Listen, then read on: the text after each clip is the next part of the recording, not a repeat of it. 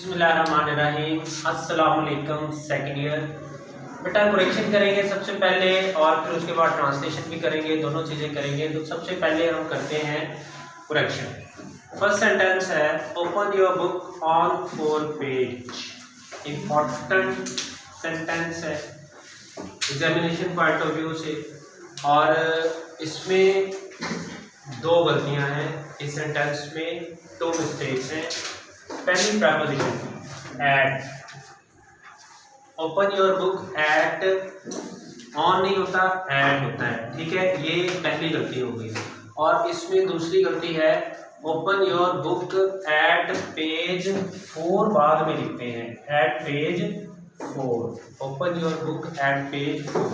जैसे क्लास 9 होता है, 9 क्लास नहीं होता, क्लास 9, क्लास 4, ठीक है। अगर आप इसको शुरू में लगाते हैं तो फिर आप 9th क्लास लिखते हैं। डेट के साथ भी ऐसे होता है, अगर आप डेट पहले लिखते हो तो 9 जुलाई, अगर आप बाद में लिखते हो तो जुलाई 9, ठीक है, पेज 4। लेकिन अगर पैसों का मामला होगा तो फिर हम जो अमाउंट है वो पहले लिखेंगे पैसों के मामले में। जैसे ही गेव मी 5 रुपीज, ठीक है। अब देखिए 5 पहले आया है और रुपीज बाद में आया है। उसके बाद है he is elder than me। इस जुमले में भी दो गलतियां रखी हैं मैंने जानबूझ के, ताकि आपको दो चीज़ों का फिर से पता चले। पता आपको पहले भी है, यहाँ पर एक तो ओल्डर आएगा। ओल्डर इसलिए आएगा कि एल्डर सिर्फ हम उनके लिए यूज़ करते हैं जिनके साथ हमारा ब्लड रिलेशन है, खूनी रिश्ते, जैसे बड़ा भाई या बड़ा बहन, उसके लिए हम एल्डर यूज़ करते हैं। He is my elder brother या she is my elder sister. अगर वैसे भी आपसे उम्र में बड़ा है तो उसके लिए हम ओल्डर यूज़ करते हैं, या फिर ओल्डर हम किसी बिल्डिंग्स वगैरह या दूसरी चीज़ जो ज़्यादा पुरानी हो उसके लिए इस्तेमाल करते हैं।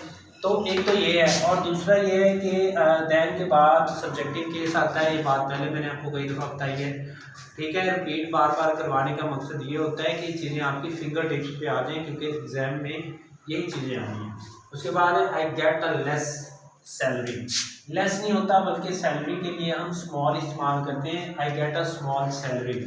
आपने एप्लीकेशन में पढ़ा होगा his income is very small, my father works as a friend, his income is very small, ठीक है। तो सैलरी या इनकम स्मॉल होती है, लेस नहीं होती। जबकि लेस जो है ये कंपैरेटिव होती है लिटल की, लिटल लेस, ठीक है। उसके बाद है our exam will begin from Monday. इसमें भी प्रपोजिशन की गलती है, इसमें हम बिगिन फ्रॉम नहीं बल्कि ऑन लगाते हैं, ऑन, फ्रॉम नहीं बल्कि ऑन लगाते हैं, प्रपोजिशन की गलती है इसमें भी, ठीक है। तो हम बेस के साथ फ्रॉम नहीं लगाते बल्कि ऑन लगाते हैं, ठीक है।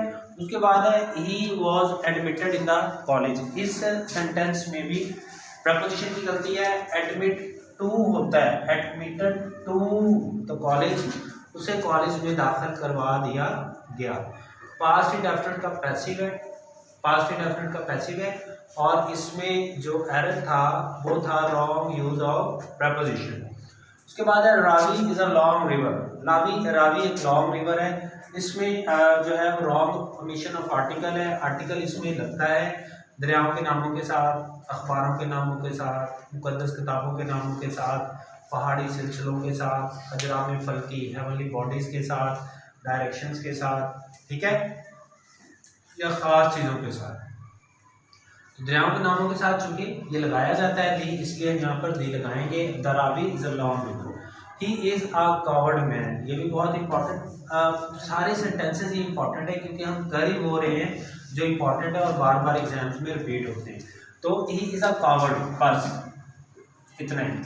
कवर्ड के साथ हम मैन नहीं लगाते, ठीक है, ही इज़ अ कवर्ड बस। अगर हमने इसके साथ मैन लगाना है तो फिर ये हम कॉवर्ड को कॉवर्डली बनाते हैं, he is a cowardly man. अगर आपने मैन लिखना ही है तो फिर आपको लिखना पड़ेगा cowardly man, he is a cowardly man. अगर मैन लिखना है तो साथ कॉवर्डली लिखना है, अदरवाइज अगर कॉवर्डली नहीं लिखना तो फिर, अगर कॉवर्डली नहीं लिखना तो फिर मैन भी नहीं लिखना, ही इज़ अ कॉवर्ड, बस इतना जुमला ठीक है। कॉवर्डली सिर्फ मैंने आपको इसलिए बताया है क्योंकि चूंकि आपने करेक्ट खुद नहीं करना होता, नीचे ऑप्शन होते हैं आपके पास, उसमें से आपने देखना है दोनों में से कौन सा ऑप्शन उसने करेक्ट करके दिया है, क्योंकि कुछ जुमले ऐसे होते हैं जिसको करेक्ट करने के एक से ज़्यादा तरीके होते हैं। उसके बाद है the honey is made by बीज, शहद जो है उसे मक्खियाँ बनाती हैं। प्रेजेंट इंडेफिनिट का ये पैसिव सेंटेंस है, लेकिन इसमें जो एरर है वो है रॉन्ग एडिशन ऑफ दी। इसमें रॉन्ग ओमिशन था, यानी ख़त्म किया हुआ था दी, जबकि लगना था। इस जुमले में दी नहीं लगना, जबकि लगाया हुआ है।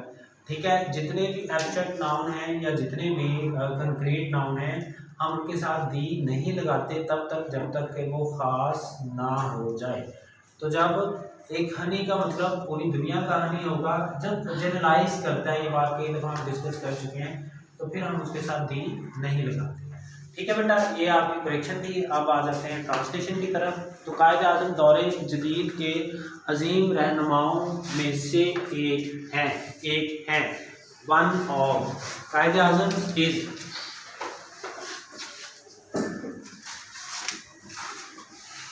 कायद आज़म इज हैं one of the greatest leaders, रहनुमा लीडर्स ऑफ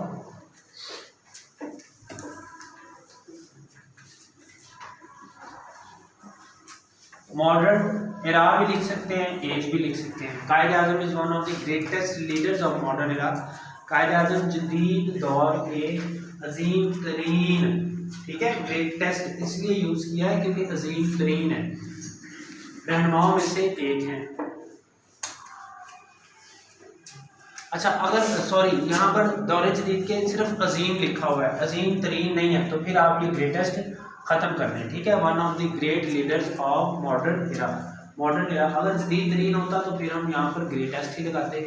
उसके बाद है वो इंतहाई ज़हीन, दाना और बहादुर इंसान थे। ही वॉज इंतहाई एक्सट्रीमली ज़हीन, वाइज या ठीक है इंटेलिजेंट लिख लेते हैं। इंटेलिजेंट, दाना का मतलब होता है wise, and brave. He was extremely intelligent, wise and brave. उसके बाद है इन्हें मुसलमानों से बहुत मोहब्बत थी। सिंपल सेंटेंस है पास्ट का, इन्हें मुसलमानों से बहुत मोहब्बत थी। He had a great love for the Muslims. ठीक है, he had a great love for the Muslims. अच्छा, अगर आप यहाँ पर ए ना लगाएं तो ज़्यादा बेहतर है। He had great love for the Muslim. उसकी वजह यह है कि जो लव है वो एक अनकाउंटेबल नाउन है। अनकाउंटेबल नाउन के साथ हम ए और एन नहीं लगाते। वो जानते थे कि हिंदू मुसलमानों के दुश्मन हैं, वो जानते थे। He knew past indefinite that के the Hindu were hostile to the Muslims. ठीक है, वो जानते थे कि he knew that the Hindus were hostile to the Muslims. वो जानते थे कि हिंदू मुसलमानों के खिलाफ थे। हॉस्टाइल टू प्रपोजिशन में भी जुमला आ जाता है। हॉस्टाइल टू का मतलब होता है खिलाफ। आज़ादी के बाद वो इन्हें अपना गुलाम बना लेंगे, इसलिए उन्होंने बड़े सिक्के के मुसलमानों के लिए एक अलग वतन का मुतालबा किया। ठीक है, 3। अच्छा बेटा, ऊपर जगह कम हो गई थी इसलिए मैंने ऊपर से जो है वो रेज कर दिया है। अब इसका ट्रांसलेशन करते हैं। आज़ादी के बाद वो इन्हें अपना गुलाम बना लेंगे। They will enslave them after getting freedom. ठीक है, आज़ादी के बाद वो उन्हें अपना गुलाम बना लेंगे। स्लेव गुलाम को कहते हैं, एंड स्लेव का मतलब होता है गुलाम बनाना।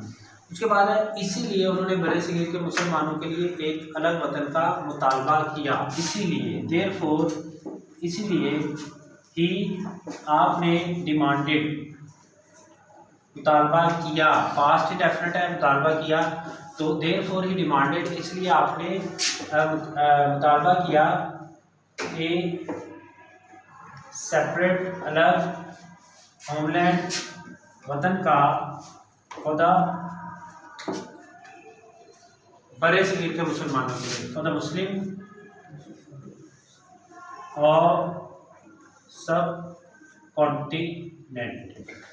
ठीक है, therefore he demanded a separate homeland for the Muslims of सब कॉन्टिनेंट, इसलिए आपने बड़े सगीर, सब कॉन्टिनेंट का मतलब बड़े सगीर, इसलिए आपने बड़े सगीर के मुसलमानों के लिए एक अलग वतन का मुतालबा किया। आखिरकार आपकी जद्दोजहद रंग लाई, आखिरकार, इवेंचुअली लिख सकते हैं, फाइनली लिख सकते हैं, एट लास्ट भी लिख सकते हैं। हिज आपकी एफर्ट या स्ट्रगल, रंग लाई पास्ट इंडेफिनिट, बोर फ्रूट, आखिरकार आपकी जद्दोजहद रंग लाई और 14 अगस्त 1947 को पाकिस्तान एक इस्लामी रियासत के तौर पर दुनिया के नक्शे पर उभरा, एंड और पाकिस्तान इमर्ज्ड, उभरा past indefinite, on the map of the world, दुनिया के नक्शे पर एक इस्लामी रियासत के तौर पर, as an Islamic state, on 14 August 1947। ठीक है जी। फाइनली आखिरकार हिज स्ट्रगल बोर फ्रूट, आखिरकार आपकी स्ट्रगल जद्दोजहद, टू बियर फ्रूट का मतलब है रंग लाना, बराबर साबित होना, एंड और पाकिस्तान इमर्ज्ड, पाकिस्तान उभरा, on the map of the world, दुनिया के नक्शे पर, एज एन इस्लामिक स्टेट, एक इस्लामी रियासत के तौर पर, ऑन 14 अगस्त 1947, 14 अगस्त 1947 को। ठीक है बेटा, बात उम्मीद है आपको समझ आ गई होगी। अगर कोई बात ना समझ आई हो या आपका कोई क्वेश्चन हो तो आप पूछ लीजिएगा।